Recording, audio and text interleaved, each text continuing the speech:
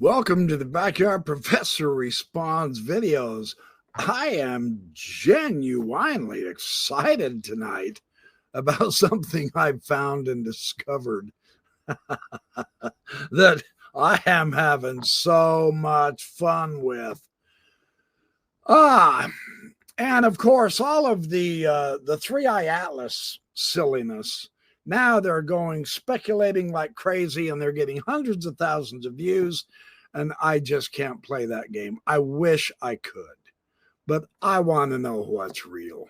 And so all of the what if, and it could be this, well, it could be doing that. Oh my gosh, we have hints that it's actually changing direction. All of that noise is just speculation. Now, I'm not saying we shouldn't speculate, but until it comes back out from behind the sun, the bottom line is no one knows. End of discussion. So I found something equally, if not more interesting than the 3-Eye Atlas stuff. There are several videos out now where the claim is that AI is translating the ancient Sumerian cuneiform. And it is finding Zecharia Sitchin's interpretations of the text. And therefore, the Anunnaki came, they created humans for worker bees. We were their slaves. They wanted our gold.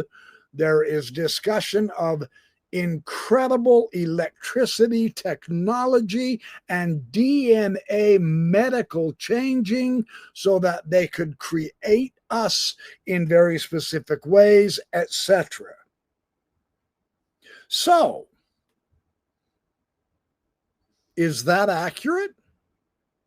I want to share a website with you because of a couple of reasons, and they may not be what you think either. Because this website is actually telling the truth. AI, hold on, let me see if this is it. This is up. AI just translated ancient Sumerian texts and revealed shocking knowledge about mankind. This video does pretty good. However, and there's always one of these, it is mixing truth with error. Honest error. I'm not disparaging the attempted ideas. I think what it's trying to accomplish is cool. Because I love the esoteric stuff. I've been working on Enoch, and I've got all kinds of stuff now. Gilgamesh is in cuneiform, and I have some spectacular information on Gilgamesh that I will make videos of down the road a little bit. So this video is telling us some truths, and there are some errors, and then there are some just outright ribaldly wrong speculations. Now, and again, unfortunately, this YouTube channel is putting it out as established knowledge. And I can't let that slip by. The ancient world is what I know best. Now, it's not in the Sumerian stuff, however. I am at a specific disadvantage on the Sumerian stuff, but I have access to some of it. So I'm not overly worried about that. I do have access. However, out of a curiosity, I asked ChatGPT about this. And I want to show you my prompt. I want to show you what I did and how I set it up, because when you're using AI, you have to be very careful. How you ask the question determines how it does the research and answers. So at this point, there is still an option. There is a way that we can front load an answer in AI if we're determined enough, and it will simply reflect back what you want it to reflect. So this is tricky. This is tricky. That's why I love when I use Chat GPT, I will show you the prompts. Without question, I will show you the prompts. And then I will show you the response. Let's do that right now, because this is important, in my opinion, because I need you to see that this website is telling the truth in some regards. Now, it's making some honest mistakes in others, and it's just flat out making stupid stuff up in others. And this helps me learn how to critically think through claims of this sort with the Sumerian stuff. So let's take a look at this. This won't take too long. I have a favor to ask. I have no conclusion either way on this issue, but I do have friends on both sides of the fence, and they are arguing pretty good. So I need some objectivity and analysis based on simply the facts as we can find them. I have a transcript on AI translating ancient Sumerian and what it says. I will give it to you in two parts for the chat length sake. Let me give them to you. Then I will tell you what I want specifically. Ignore the timestamps. Then I gave it the transcript. And you have to break it up in the chat sometimes, because there's a limit to how much the chat can. And this said, perfect, go ahead and share part 2. And once I have the full text, I'll give you an objective, evidence-based analysis. Here's what I will do.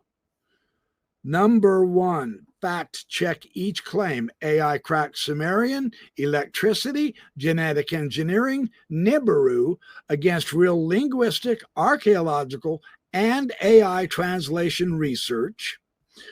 I will separate what's documented by mainstream scholars from what's speculative or fringe, in other words, Sitchin's interpretations. I will assess the AI translation angle, what current tools like Google's NMT, Aleph, or Orac can and cannot do with cuneiform, and I will conclude neutrally, summarizing where your friends on each side are justified or mistaken, grounded only in verifiable data. Please paste part 2. So I did. Here is part 2. And when I pasted it, here is what chat said. It thought for 1 minute, 6 seconds, which for the most part, that's a pretty good dive. Awesome. Thanks for sharing both parts. Here's a straight shooting, evidence-based read of the major claimed, grouped so that you can compare what's solid and what's speculative or wrong. The snapshot TLDR. Real and supported AI really is helping with the Akkadian cuneiform translation and fragment matching. Recent digs, such as Gershu and Kurd-Kurbistan, have produced new tablets, just like the video said. Mesopotamian myths do describe creation from clay, long king reigns, major floods, and a huge pantheon. The 4.5K drought collapse is a real climactic event. what is overstated or misframed. AI cracks Sumerian and is revealing high tech. That's either overstated or misframed. AI is promising, but still error prone and best on formulaic texts.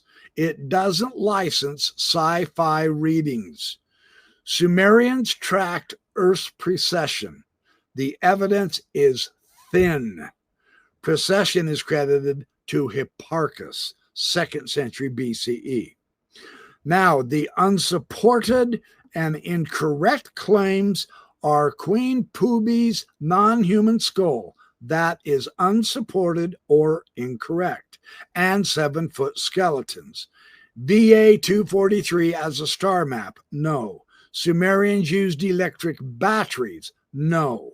Genetic engineering of humans. No. Planet Nibiru. No. What holds up? Well, AI in cuneiform is making real progress, but there's limits.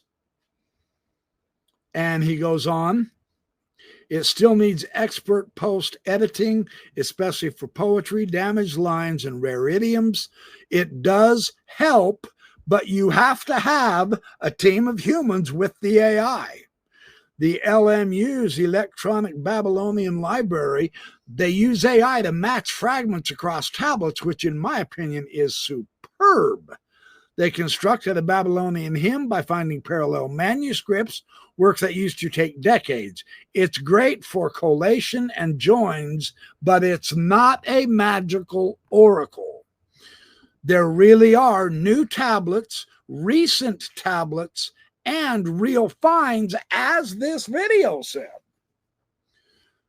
Gershu, the ancient Sumerian city, 200 tablets and 60 cylinder seals reported in 2025. That's cool.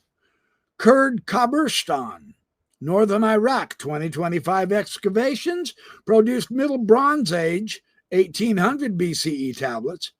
Press materials existed from UCF and archaeology outlets. These are Akkadian period, not primordial Sumer.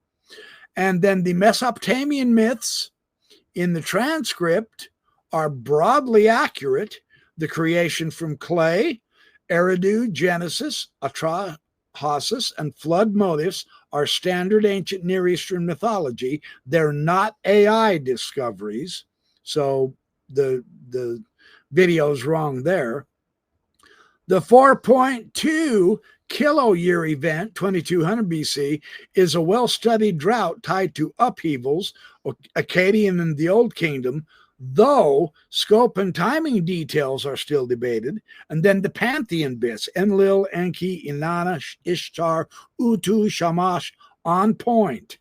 But there's some small corrections. So where the video overreaches or get things wrong, AI has cracked Sumerian and is exposing secret texts in the tablet.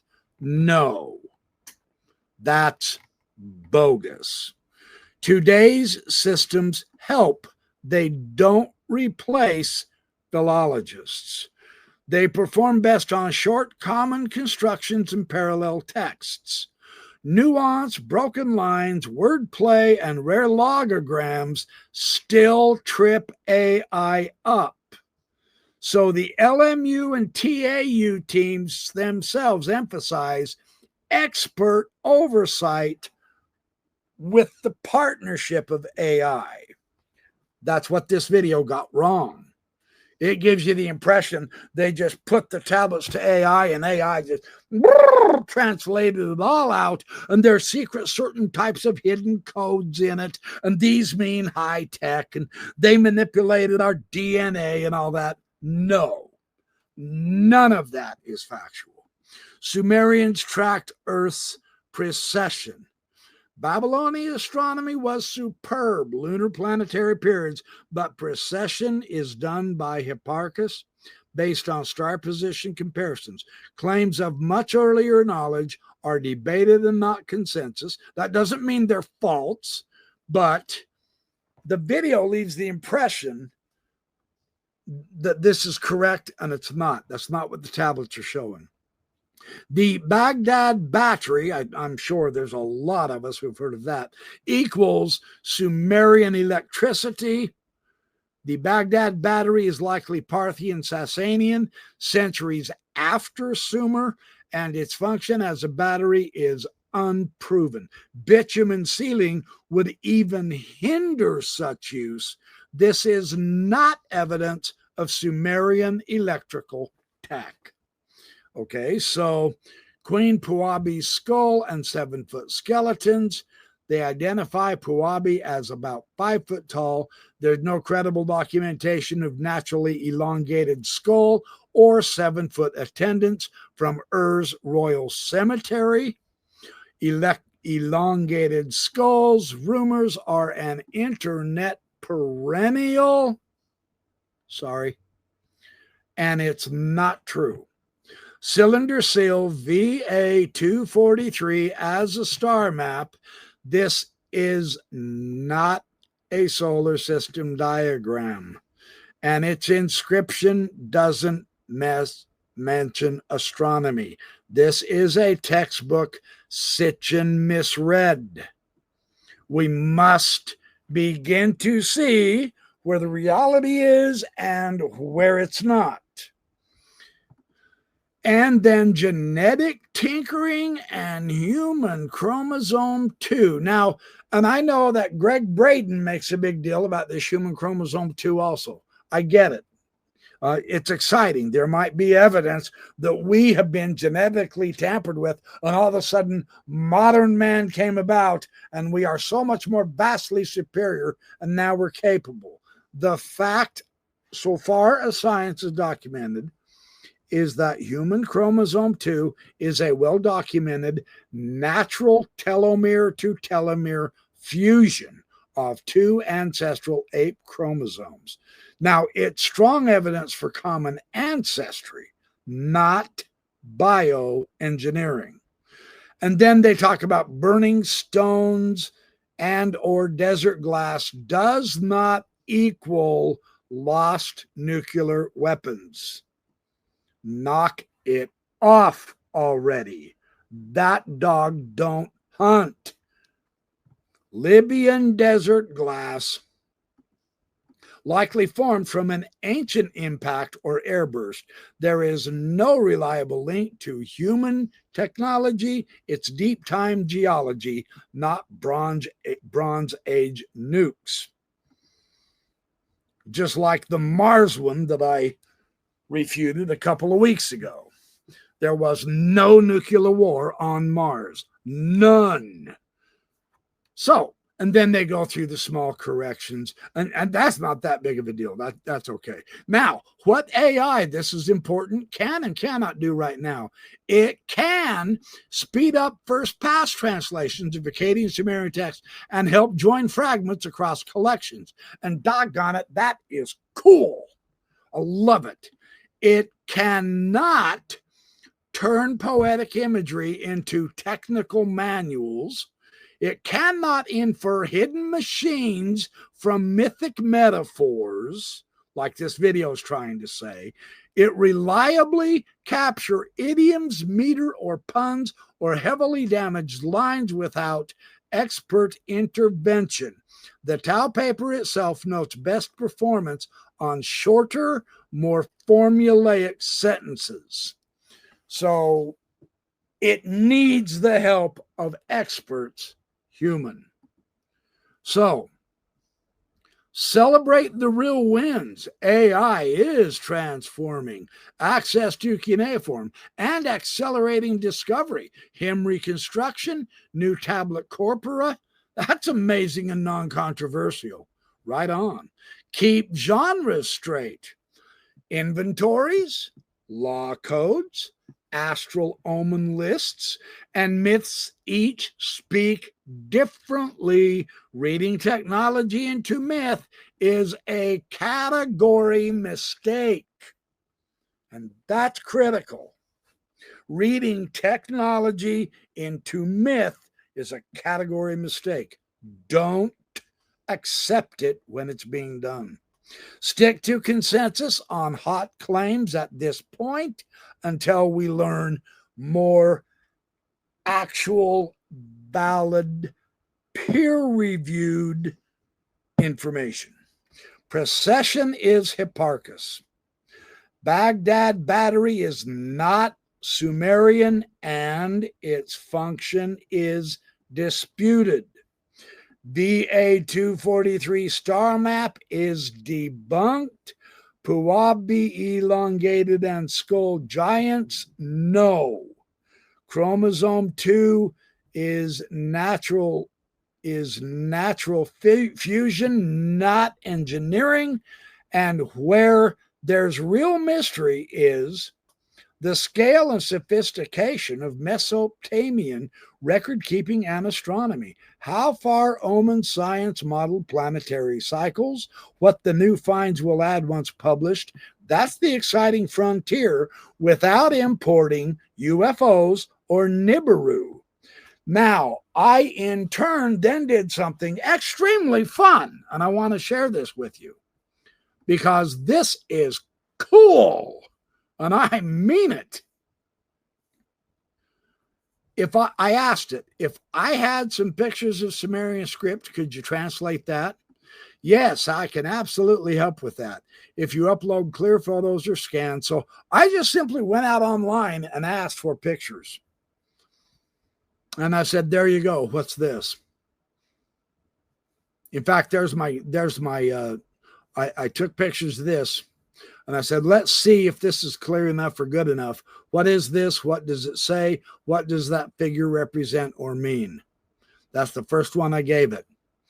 And it said, excellent image. This is a famous artifact. You're looking at the Babylonian world map, often called Imago Mundi, 700 to 500 BCE, the Neo-Babylonian period. The find spot is at Sippar near modern Baghdad. British Museum. Language is Akkadian. It's written in Neo-Babylonian cuneiform, not early Sumerian. What the tablet says, the cuneiform text surrounding the circular diagram is a geographical description. That's kind of cool. And here's what it says. This is the map of the world. Babylon is in the center. Beyond the circular river, the Bitter River Ocean, lies 7 regions. Between each region are 6 leagues where the sun is not seen. The regions lie beyond the Bitter River where the sun is not seen. Their interior has not been explored. Inside the circle, labels, names, places, and features. You have Babylon the center, Assyria, Urartu, Haban, Dur, and Susa. These are the neighboring lands. You have the Euphrates River, Marsh Canal Mountain. Around the outer rim, you have the Salt Sea, Bitter River, Maratu, the world encircling ocean. And beyond the rim, you have the regions, the Nagu, marked as triangular wedges. These are the pointed rays you see drawn in the right-hand map. It's not astronomy or cosmic machinery. It's a schematic world map expressing Mesopotamian cosmology. And then it goes through, it gives you the element here on this side, and then the meaning of it here. So in essence, the map visualizes the universe as the Babylonians conceived it. It's a flat disk of land surrounded by sea with the heavens above and the underworld below, similar to the cosmography described in the Enuma Elish. It is the earliest known world map in any culture. It blends empirical geography, real cities and rivers, with mythic geography, the outer regions. It demonstrates that the Babylonian scholars, were trying to systematize cosmic space. And then the key reference, he gives the reference if you want to really get good and go get his book. So the tablet doesn't describe spacecraft or secret technology. It's a remarkable map of the world imagined by 1st century BC Babylonian scholars. So then I gave it this one. And I asked, okay, but in all fairness, that's already a famous piece. Let's do this one. Same kind of analysis and info for me. So I gave him this long one here, right? And it said, excellent choice again. This one's also quite well known and genuinely fascinating. What this tablet is, one of the Amarna letters. A clay tablet written in Akkadian cuneiform dating to 1350 BC, the late Bronze Age. This is found at Tel Amarna, Egypt, ancient Akhenaten, capital of Pharaoh Akhenaten. The language script is Akkadian. That was the international diplomatic language of the era, clay baked in the British Museum. The photo doesn't have enough resolution for sign-by-sign translation. Tablets with this same format and line density are diplomatic correspondences, part of the archive of over 350 letters exchanged between Egypt and neighboring powers, Babylonia, Assyria, Mitanni, Hatti, and the Canaanite city-states. So a translation of a representative letter of this size runs approximately like this, and it gives me a representative translation. So that's the diplomatic tone seen throughout. Formal greetings, brotherhood, language between kings, and negotiations about gold, brides, envoys, and troops. So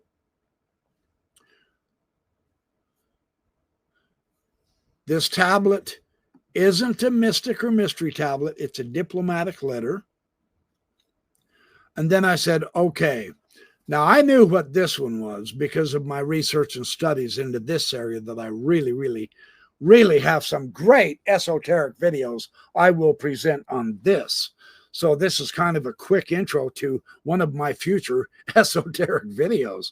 I know what this one is. Let's see if you find out. Do you need me to try and sharpen it, or can you get it from this photo? That's a superb photo. No need to sharpen it. It is instantly recognizable. This is one of the tablets of the Epic of Gilgamesh, specifically the Flood tablet from the standard Babylonian version of the Epic. 7th century BC is the date. The copy of an older original from 1200 BC. The library of Ashurbanipal in Nineveh, modern Kuyunjik in Iraq. The language is Akkadian, Babylonian dialect. It's a Neo-Assyrian cuneiform. It's in the British Museum. This tablet contains the Babylonian flood narrative, the portion in which Utnapishtim, the Mesopotamian Noah, tells Gilgamesh how he survived. He says, the gods decided to send a flood to destroy mankind. Ea, the wise god, whispered the plan to me through a reed wall, saying, tear down your house, build a boat, abandon possessions, seek life, take aboard the seed of every living thing. So then Utnapishtim then describes building a great ship and loading it with family and craftsmen and animals. He sealed it with bitumen, and he endured the 7-day storm, etc.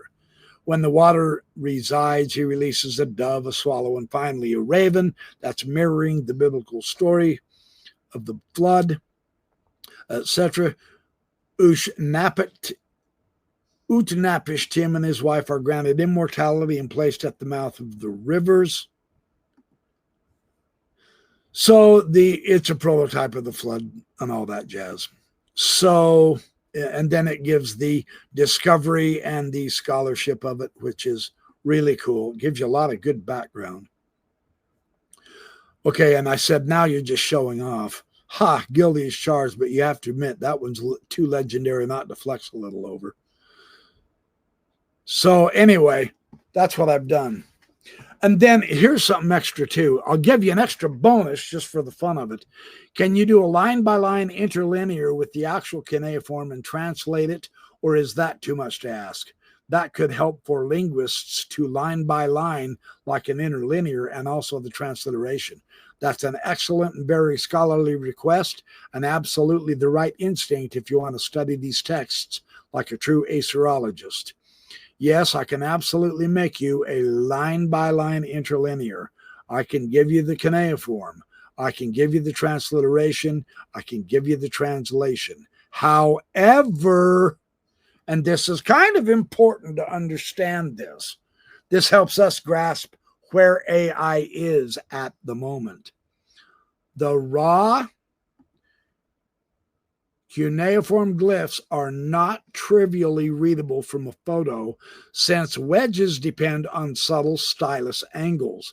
I can't extract sign-by-sign text directly from the image unless it's ultra-high resolution.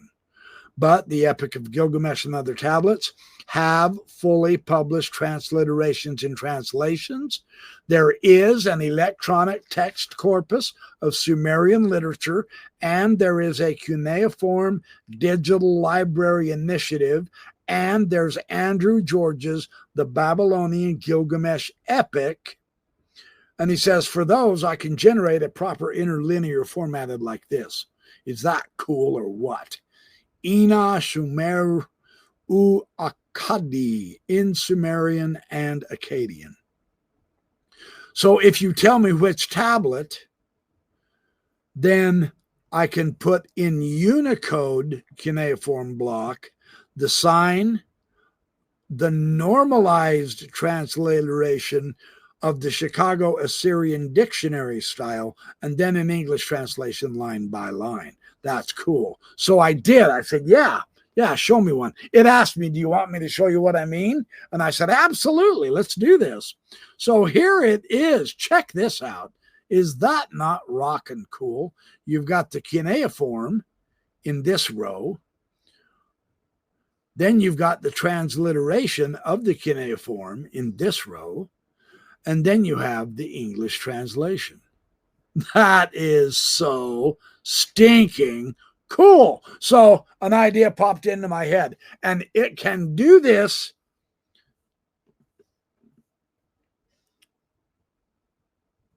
I said, just curious, can you do that with biblical Hebrew as well? Or from photos of the Dead Sea Scrolls in Aramaic, line by line with transliteration from the actual Hebrew, then show the English? And it said, absolutely. That's a fantastic question. Here's how that works. I can do that 100%. If you give me a specific passage, I can produce a true interlinear format like this. And I mean, I can read this. That's Bereshit bara Elohim et hashamayim et haaretz. That's in the beginning, God created the heavens and the earth. Yeah.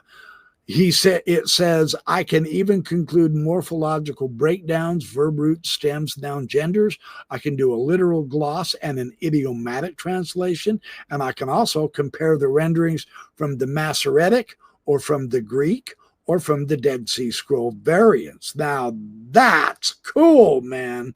So, yeah, and about the Aramaic Dead Sea Scrolls, yes, with caveats. I can do it with clear, high-resolution photos.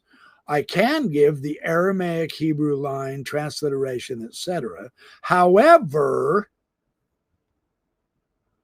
the script style is Paleo-Hebrew or early Aramaic cursive. It's not block hero, so legibility is critical. Now, here's what it does do. For exact readings, I normally compare what's visible in the image with existing editions and transcriptions from the discoveries in the Judean desert, from already existing translations, just so you know. Because otherwise, a few characters can be misread. They're all handwritten, is what it's saying. And sometimes it's tough to read the handwriting for AI, so it relies on the already existing translation. So that's cool. And then it gives me an example of the Aramaic from Daniel 2:28. And then, so yes, whether it's the Hebrew Bible, Qumran Hebrew, or Aramaic fragments, I can build full interlinears from the real script to transliteration and translation. And that's what I wanted to share with you. Because doggone it, we live in a great time. It's an exciting time. But, and I'm not trying to be antagonistic here. In antiquity, I want the same thing that I want in the UFOs. I just want to find what's real. Now, I'm going to make a confession here. I would so love it if what that video said was true, that these texts were talking about a technology of manipulating DNA and a high-tech battery and electricity, that would be staggering. But man, it's gotta be real. And it's not. It's not. I have to go with the evidence. Now, and you're welcome if you want to believe his speculation and or mistakes and errors, you're welcome to do that, but I can't. I just want to know what's real. And that's why I do so much checking, cross-checking, double-checking, triple-checking, because there's a lot of claims out there that just don't pass muster, man. They really don't. And it's important to find that out. So I'm working really hard on next weekend's live. I think I am going to be able to squeeze another esoteric video out that I think is going to blow your minds. Yeah. Because I am finding what scholars and mystics call the mysteries from antiquity. I am finding for real, genuinely, this is not gimmick like in the Sumerian. I am finding genuine mysteries, the real ones, the ones that I've elaborated on so far in my Enoch videos, in the world's greatest literature. And that's what my next video is going to be about. I'm going to work on it tonight, right after I get this posted. And I'm probably halfway through it. So if I can get a good night tonight researching and putting it together and editing, and a good night tomorrow night, there's a great chance I can boot it up on Thursday, maybe Friday. And then I've got some, I'm overwhelmed at how much stuff I studied decades ago, because I cross-reference my books. I write my own index in books, and then I cross-reference books to books. I write, see, just pulling one at random, this one, and it's a hell of a book, Early Christianity and Its Literature, 2 Shipwrecked Gospels by Dennis R. MacDonald. Fantastic book. And I've got notes and all kinds of cross-references, and I've got pages that are turned down because I need to reference some stuff. I highlight text where I need to, etc. I write in the margins other books to turn to. And I did that for years and years and years, so that when I pull one book out, I can find 8 or 9 or more books in my library on that same subject instantly. And then I go grab all the books, bam, and there's my pile. And I've even put the page number, and then I can put it together in a presentation. Well, I've been doing that for years, and I'm just now kicking it out. So that's what I'm working on. I can't remember which book I read it in. It's been quite a few years ago. And it said directly, the world's great literatures are hiding the ancient mysteries in them. And then it gave me about 8 or 9 different hints, and it just floored me. So I began looking into that. And what I'm going to show you is just so beautiful. This is what gives life its spice, as far as I'm concerned. So anyway, but I'm not giving up on UFOs. There is new information that Ross Coulthart says, ooh, I have news that Jake Barber and Skywatcher are going to produce a video soon, and they will be completely transparent. I will say 3 words to that. I hope so. Because, and let's be real, Jake Barber and or Ross Coulthart with them, quite frankly, are on trial right now. And if they don't deliver this time, it is totally curtains for them. Sincerely. So, potential good news in the UFO stuff.